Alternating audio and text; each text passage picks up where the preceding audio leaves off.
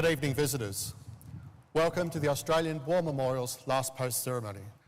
My name is Craig Burrell, and joining us today from the Royal Australian Navy is Captain Michael Manfield.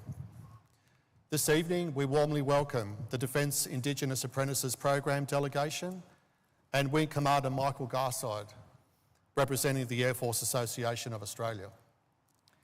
We welcome the veterans who have served, those that are still serving, and the families that love and support them. The live stream of this ceremony is made possible by the Returned Services League of Australia and the RSL and Services Clubs Association. We welcome members who are watching the broadcast of this ceremony across Australia. During this evening's ceremony, wreaths will be laid at the base of the Pool of Reflection by visitors to the memorial and students on behalf of Warwick Senior High School from Warwick, Western Australia. If you are able, please stand and join in singing the National Anthem.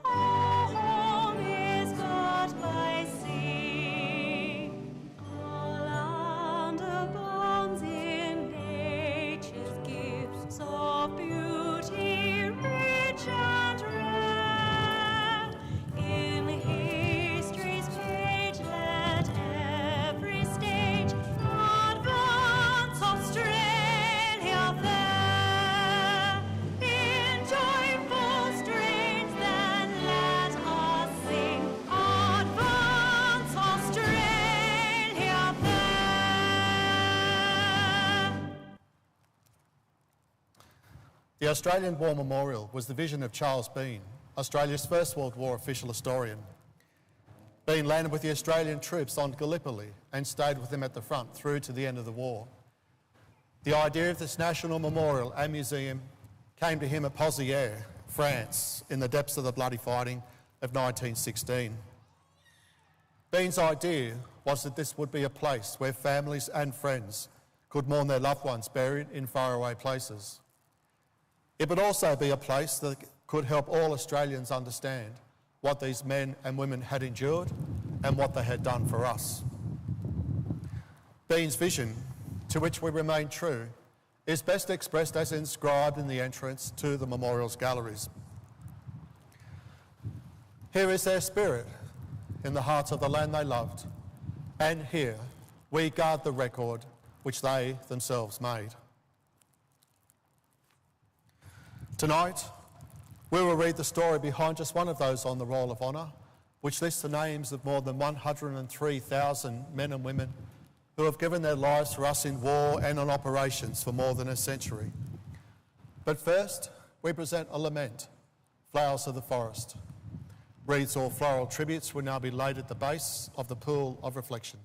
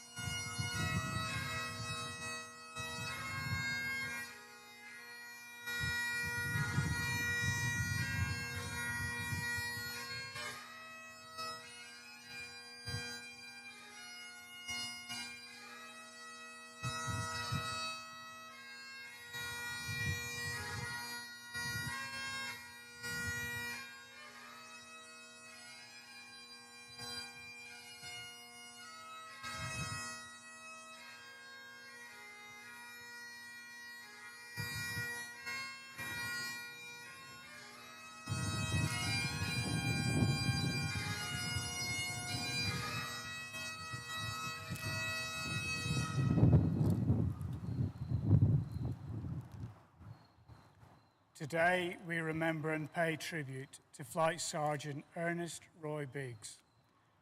Ernest Biggs was born in Manila, New South Wales, on the 24th of April 1910 to the son of storekeeper Francis Biggs and his wife Sarah. One of 5 brothers, he grew up in Sydney, attending the Petersham Intermediate High School before going on to study accountancy at Metropolitan Business College. Biggs found work as a clerk and had been working for Mungo Scott Proprietary Limited for 15 years before he enlisted in the Royal Australian Air Force on the 17th of August 1941. After initial training, Biggs began training as an air gunner. He attended Wireless Air Gunner School at Parkes and Bombing and Gunnery School at Port Pirie before embarking for overseas service from Sydney on the 24th of August 1942. As part of the Empire Air Training Scheme, he was one of almost 27,500 RAAF pilots, navigators, wireless operators, air gunners and flight engineers who, throughout the course of the war, joined Royal Air Force squadrons or Australian squadrons based in Britain. Biggs arrived in the United Kingdom in November and joined No. 27 Operational Training Unit in February 1943.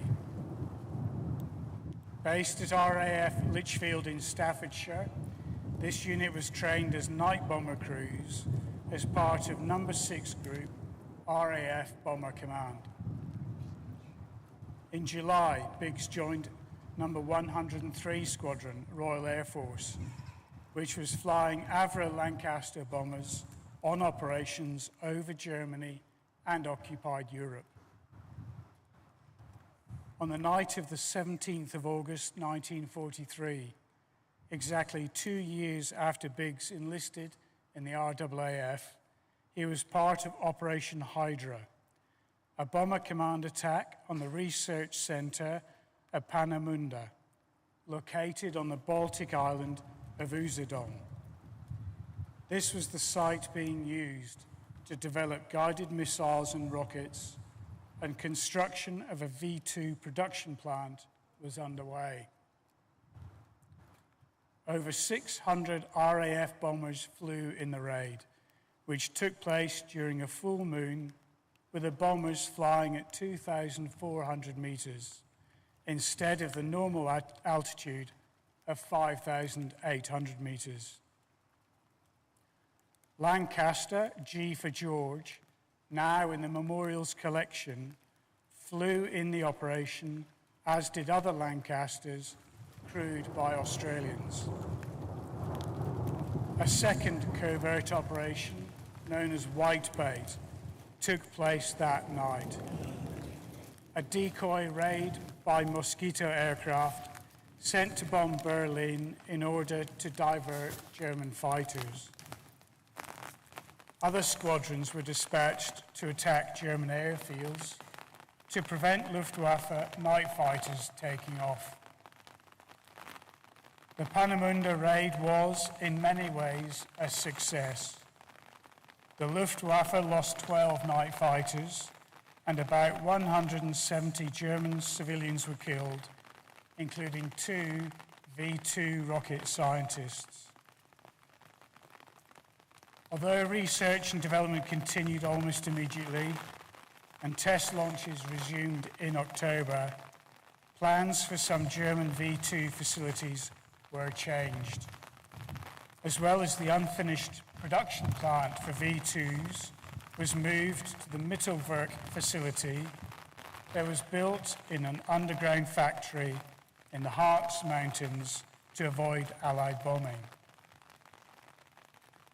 As well, on the day after the successful Whitebait diversion, Luftwaffe Chief of Staff General Hans Jeschonnek shot and killed himself. Of course, there were also Allied losses over Panamunda, After the Luftwaffe realized that the attack on Berlin was a diversion, about 30 night fighters flew to the Baltic coast and shot down 29 of the 40 Allied bombers that were lost during the operation. Among those lost was Biggs's Lancaster, which failed to return to base. The aircraft had been shot down, crashing at Tarup in central Denmark, with all crew members killed. Flight Sergeant Philip Capon, Sergeant William Greaves, Sergeant Clarence Lee, Flight Sergeant Malcolm Medhurst, Pilot Officer Peter O'Donnell, and Sergeant Cyril Williams, and Flight Sergeant Ernest Roy Biggs, who was 33 years old. Today, his remains lie in the Kiel War Cemetery underneath the inscription, "Greater love hath no man than this." His name is listed on the Roll of Honour on my left, among almost 40,000 Australians who died while serving in the Second World War.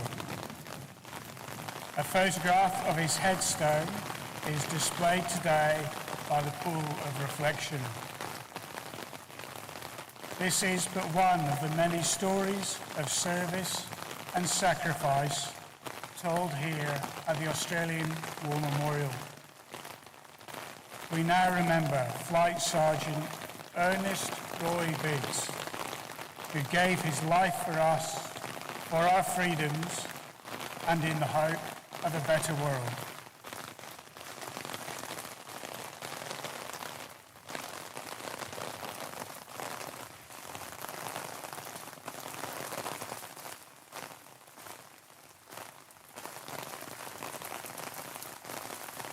They shall grow not old, as we that are left grow old. Age shall not weary them, nor the years condemn. At the going down of the sun, and in the morning, we will remember them. We'll remember them.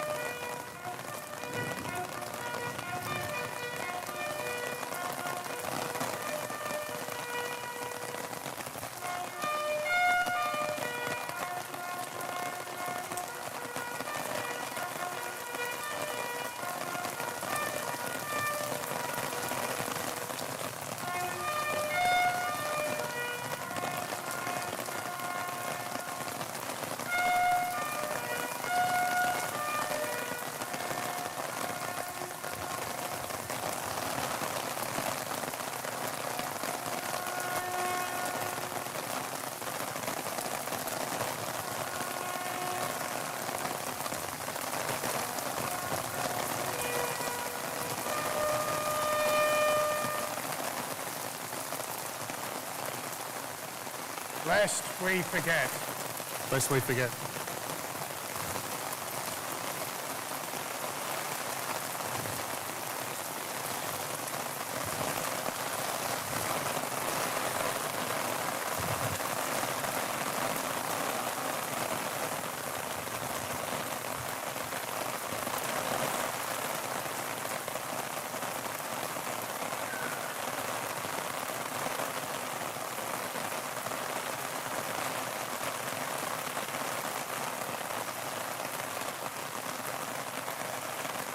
We leave this evening with the words of the memorial's founder, Charles Bean.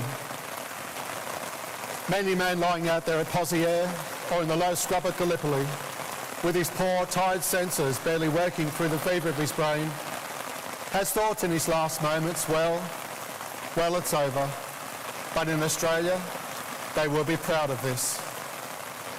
Ladies and gentlemen, that concludes the last post ceremony. On behalf of the directors, staff and volunteers, thank you for visiting the Australian War Memorial today and for your continued support during the Memorials Development Project. We wish you all a very pleasant and safe evening. Thank you.